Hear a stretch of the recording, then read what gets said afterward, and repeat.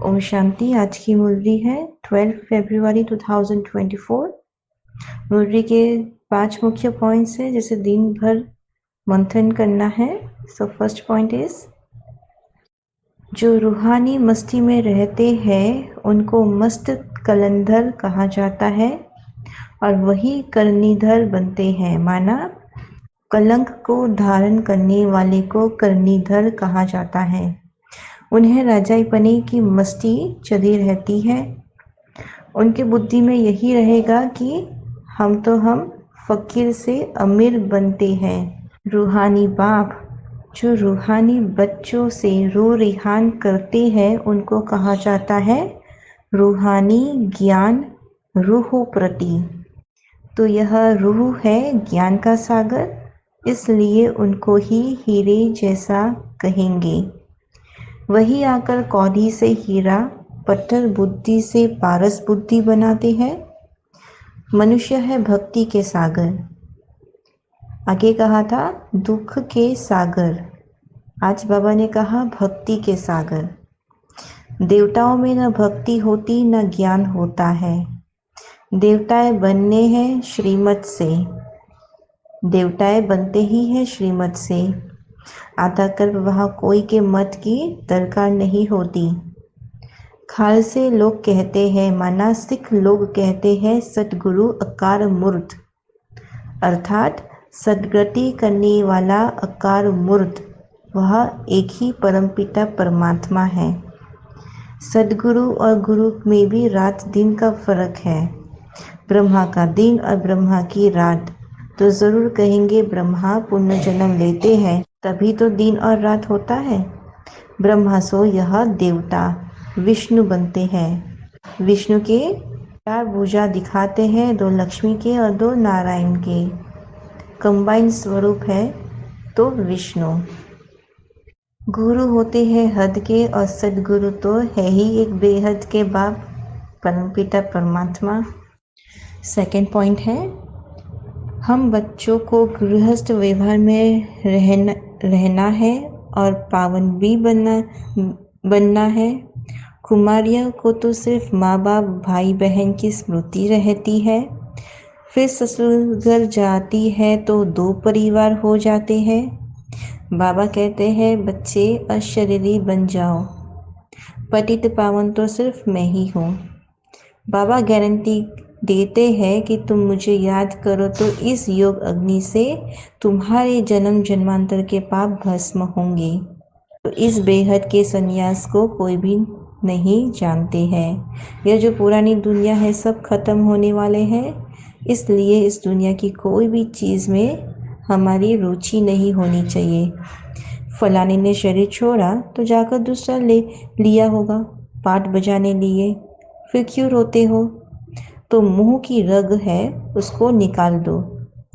और हमारा संबंध अब है उसे बाबा की ओर जुटा दो, नई दुनिया से प्रीत लगा दो। ऐसे बच्चे पक्के मस्त करंगीधर होते हैं। तो बाबा में भी मस्ती है ना। हम यहाँ ब्रह्मा बाबा में भी मस्ती थी कि हम तो यह करंगीधर जाकर बनेंगे, माना फकीर से अब तो अमीर बनेंगे। तो बाबा को अंदर में बहुत मस्ती चढ़ी हुई थी कि इसलिए मस्त करंदर उनको कहा जाता था। तो आत्मा को जब दिव्य दृष्टि मिलती है तो शरीर का भान नहीं रहता। तो उस समय अपने को महारानी और उनको बच्चा समझेंगे।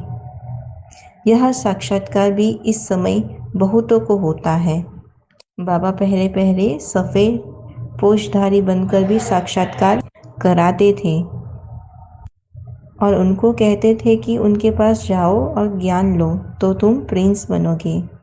तो यह तो जादूगरी भी हुई। तो शिव बाबा कौड़ी लेकर हीरा मोती देते हैं। हमसे कौड़ी लेते हैं और बदले में इन रिटर्न हीरे मोतियाँ देते हैं।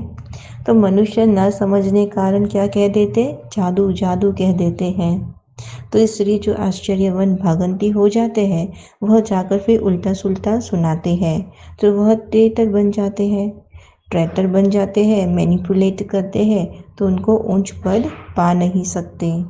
तो उनको कहा जाता है गुरु का निंदक थोड़ ना पाए, मतलब जो गुरु की निंदक करता है, जो ट्रेटर बनता है, उनको सही रास्ता फिर मिल ना सके। मनुष्य कहते हैं कि युगे युगे आते हैं भगवान, तो 4 युग है। फिर 24 अवतार क्यों कहा जाता है? फिर भी कहते हैं कि ठीक कर विट्ठल कण कण में परमात्मा है, कभी कहते हैं 24 अवतार लेते हैं, तो ये गलत है। तो सर्वव्यापी है, गोया सब में है परमात्मा, फिर तो उनकी कोई वैल्यू नहीं। जब ऐसे अपकार हम करते हैं ना, तब बाप आकर उपकार करते हैं, अर्थात मनुष्य को देवता बनाते हैं। थर्ड पॉइंट है, शुरू में बहुत थोड़े देवताएं होंगे, फिर वृद्धि को पाते पाते 5000 वर्ष में कितने हो गए हैं। चित्रों की पूजा करते हैं, परंतु वह है कहाँ? तो सबको समझाना है कि भाई तुम चित्र की जो पूजा करते हो, तो वह अभी है कहाँ?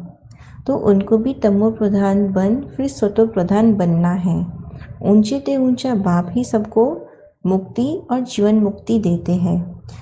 अगर वह ना आते तो और ही वर्थ नॉट ए पेनी माना तमो प्रधान बन पड़ते हैं, तो उनको आना है ज़रूर। जब यह राज्य करते थे, जब लक्ष्मी नारायण राज्य करते थे, तो वर्ल्ड पाउंड थे, वहाँ कोई पूजा आदि नहीं होती थी। पूज्य देवी देवताएं ही पुजारी बनते हैं। जब वो वाम मार्ग में विकारी बन पड़े हैं, तब जाके वह पुजारी बने। तो यह संपूर्ण निर्विकारी थे, लक्ष्मी नारायण संपूर्ण निर्विकारी थे। तो बेगर भारत को सिरताज कौन बनाए? शिव बाबा। लक्ष्मी नारायण अब कहाँ है?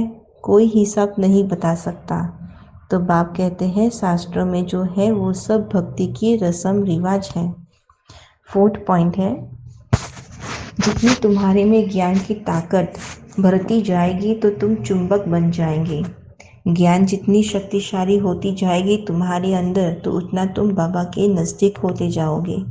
अभी तो बहुतों को पैगाम दे पैगंबर बनना है, आगे चल तुम सबको साक्षात्कार होगा कि हम जाकर ये बनेंगे, हमने ये विकर्म किया है।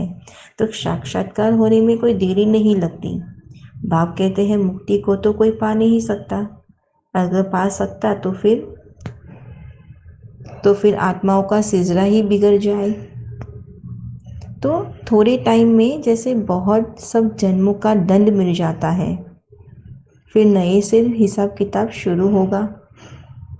तो नंबरवार आएंगे, फिर वहाँ अपने घर जाएंगे।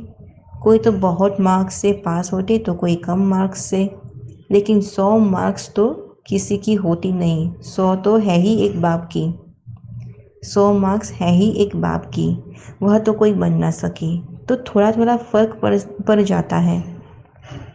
ब्रह्मा बाबा का भी 99.9 ऐसे परसेंटेज होते हैं उनके भी। तो जितनी आत्माएं हैं ना, उतनी ही फिर होंगी। तब तो वहाँ घर में रहेगी, तो यह सब ड्रामा बना हुआ है। एक बार जो शूटिंग हुई वही फिर देखेंगे, वही रिपीट होगा, 1 सेकंड भी कम जास्ती नहीं होगा। तो जिसको यह रचना का ज्ञान बुद्धि में है ना, उनको ही कहा जाता है स्वदर्शन चक्रधारी। जो अपने पास स्वरूप को दिन भर दोहराते हैं, उनको स्वदर्शन चक्रधारी कहते हैं। भक्ति सिखलाते हैं मनुष्य और ज्ञान सिखलाते हैं बाबा।